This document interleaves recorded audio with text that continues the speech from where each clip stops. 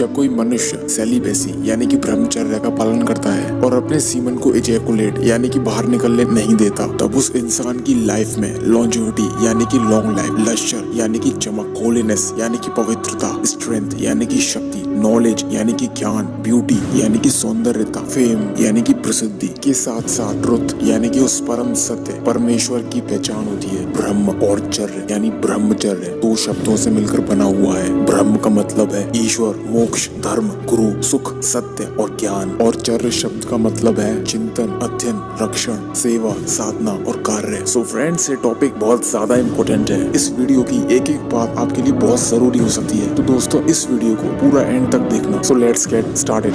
आप लोगों को शायद पता होगा कि भारत पुराने समय में हर क्षेत्र में आगे था, चाहे वो ज्ञान हो या शक्ति, हम हर चीज में आगे थे। इस देश में एक से एक वीर योद्धा, ज्ञानी, तपस्वी, ऋषि पैदा हुए। इसका एक रीजन है कि पुराने समय में हमारे यहाँ गुरुकुल सिस्टम था, जिसमें जैसे ही बच्चा 13 साल का होता था तब उसे पढ़ने के लिए गुरुकुल भेज दिया जाता था, और जब तक वो 25 साल का होता था तब तक वो वहीं रहता था। इसके पीछे का रीजन ये था, 13 साल का होते ही बॉडी में प्यूबर्टी स्टार्ट हो जाती है। इसका सीधा मतलब ये है कि बॉडी 13 साल की उम्र में सीमन प्रोड्यूस करना स्टार्ट कर देती है, और जब तक हम 25 साल के हो पाते हैं तब तक हमारे स्कल में प्रेजेंट प्रीफ्रंटल कॉर्टेक्स यानी हमारे दिमाग का वो हिस्सा जो हमें सुपर इंटेलिजेंट और जीनियस बनाता है, वो 25 साल की उम्र तक डेवलप हो जाता है। इसलिए गुरुकुल में ब्रह्मचर्य अनिवार्य थी। जैसा कि मैंने आपको बताया है, ब्रह्म शब्द का अर्थ ज्ञान भी है। जैसा कि महर्षि मनु ने कहा है, ब्रह्मचारी को ब्रह्मचर्य यानी कि उत्तम ज्ञान की प्राप्ति के लिए ब्रह्मचर्य का पालन करना अनिवार्य है। एक विद्यार्थी के लिए ज्ञान ही ब्रह्म है, यानी उसका पहला उद्देश्य सिर्फ और सिर्फ ज्ञान की प्राप्ति है। ब्रह्मचर्य का पालन करने से उसकी स्मरण शक्ति और बुद्धि तीव्र यानी तेज होती है। उसके चेहरे पे ओजस यानी कि एक तेज होता है। और जैसा कि स्वामी विवेकानंद जी ने कहा है कि केवल 12 वर्ष की अखंड ब्रह्मचर्या से अद्भुत शक्तियाँ प्राप्त होती हैं। तो अब मैं आपको बताता हूँ कि सीमन बॉडी में प्रोड्यूस कैसे होता है। तो सुनो, आयुर्वेद के अनुसार मानव शरीर में 7 धातु होते हैं, जिनमें से सबसे अंतिम धातु है सीमन, जिसको आयुर्वेद में वीर्य भी कहा जाता है। सबसे पहले आपकी छोटी आंतों में जाता है फूड, एंड देन उस फूड से आपकी बॉडी में बनता है रस, जिसे द बॉडी फ्लूइड कहा जाता है, और इसे बनने में लगभग 5 दिन का टाइम लगता है। और फिर बॉडी फ्लूइड से बनता है ब्लड, इसको भी नेक्स्ट प्रोसेस में जाने के लिए 5 दिन लगते हैं। फिर उस ब्लड से बनता है मांस यानी कि फ्लैश, फिर उस फ्लैश से बनता है फैट, देन उस फैट से बनती है बोन्स, फिर उन बोन से बनती है बोन मैरो, तब कहीं जाकर बोन मैरो से बनता है सीमन। और इस प्रोसेस को पूरा होने में लगभग 65 डेज लगते हैं। एक इंसान एवरेज 800 ग्राम्स फूड कंज्यूम करता है, और जिससे ठीक 50 दिन बाद आधा ग्राम सीमन तैयार होता है। And 40 drops of blood makes 1 drop of semen. अगर एक नॉर्मल इंसान के एक बार सेक्सुअल एक्टिविटी में इन्वॉल्व होने से लगभग 5 ग्राम्स ऑफ सीमन बॉडी से इजैकुलेट होता है। हमारे भारतवर्ष में ऐसे महान राजा, ऋषि, महात्मा हुए जो शेर से भी लड़ लेते थे, और हमारे वजन जितने शस्त्र उठाकर युद्ध करते थे। उनके हाथों में एक जगड़न थी, खून में एक चुंबकीय आकर्षण, और चेहरे पर एक तेज था। लेकिन आज के युवाओं ने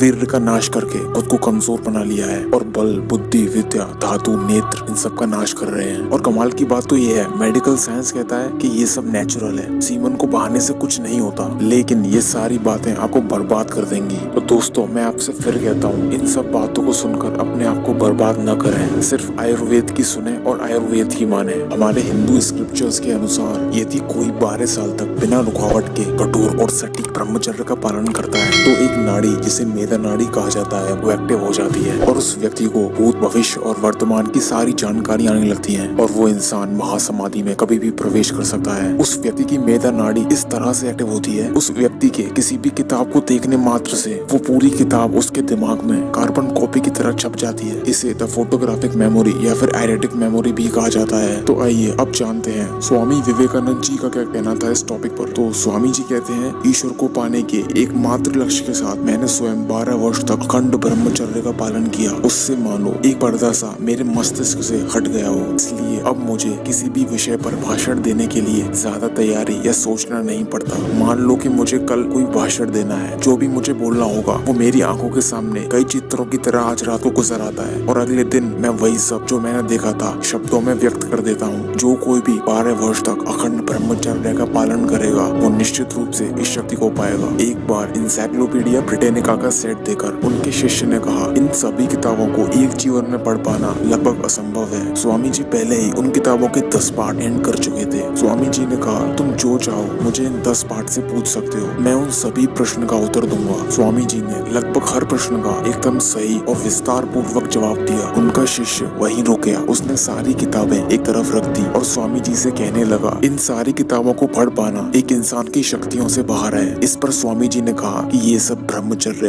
और ध्यान की महिमा है। एक बार किसी ने ग्रीक के फेमस फिलोसोफर सोक्रेटिस से पूछा, एक इंसान को अपनी जिंदगी में कितनी बार सेक्सुअल एक्टिविटी में इन्वॉल्व होना चाहिए। इस पर सोक्रेटिस ने कहा, जिंदगी में सिर्फ एक बार। इस पर असंतोष जताते हुए उस आदमी ने फिर से कहा, अगर इससे भी उसका मन न भरे तो फिर सोक्रेटिस ने कहा कि सिर्फ एक साल में एक बार। एक और बार उस आदमी ने पूछा, अगर इस पर भी उसको संतोष न हुआ तो? इस पर सोक्रेटिस ने कहा कि सिर्फ एक महीने में एक बार। लेकिन इस बार फिर से उस आदमी ने पूछा, अगर इससे भी उसका मन न भरे तो? इस पर सोक्रेटिस ने कहा, जाओ पहले अपने सिर पर कफन बांध लो और अपने लिए एक कब्र तैयार करवा लो और फिर चाहे जो मर्जी वो करो। तो अब आप समझ ही गए होंगे कि आपको ब्रह्मचर्य का पालन क्यों करना चाहिए। मैं आप लोगों से ब्रह्मचर्य का पालन करने के लिए बिल्कुल भी नहीं कहूँगा, क्योंकि आप लोग खुद ही समझदार हो। तो मैं इस वीडियो को यहीं पर एंड करता हूँ। धन्यवाद।